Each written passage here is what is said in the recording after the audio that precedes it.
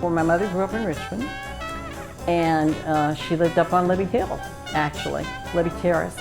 And the war was beginning. One of the neighbors said, there's going to be a USO dance.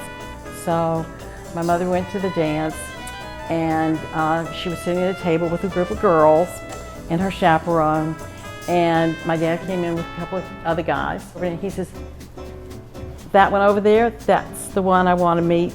Had his eye on her from the very beginning, and obviously they hit it off. And they became engaged. It was 1942 before he went off to war. That's when he was seriously injured. He was in the D-Day invasion, and he was a medic, and he did not have a weapon.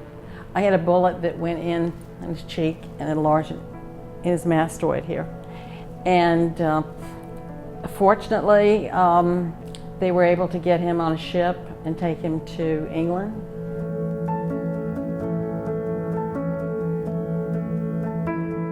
And he was in really bad shape. And I think a couple of her family members said, I don't think you should marry Bert because he probably won't live to be 50 because of his serious injuries. Well, they were both wrong. My dad lived to be 93 years old. So obviously, he was a miracle there. And my parents got married in Richmond. He came here for the weekend, and they got married. He went back as a patient in Walter Reed for almost 2 years. I grew up in Richmond, and my dad held a job, and my mom never even worked, and so he took care of us.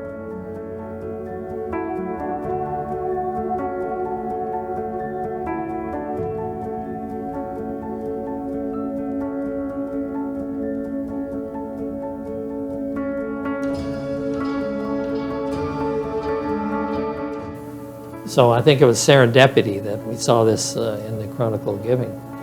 And I told Carlyn, I said, this might be something worth looking into. You want to honor your parents.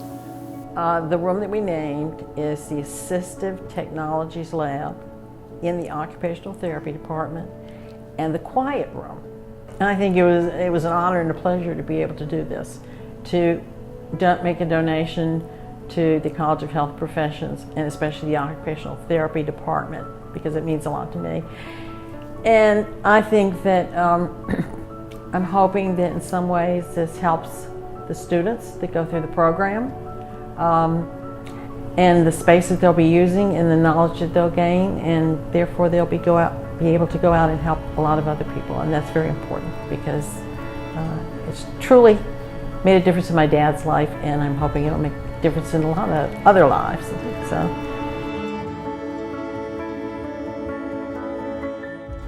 My dad died in 2013, and he's buried with honors at Arlington National Cemetery, and it was quite a day. And then my mom in November of 2016 was not doing well, and she was hospitalized, and she was in a coma. So I walked over to the window. There was this big window there, and I said, Dad, if you're listening up there, I said, you get one of those angels, and I said, you get down here and you get Mom right now, today. And then when I thought about it, it was Veterans Day, very appropriate, and at 11:11, she took her last breath on November the 11th.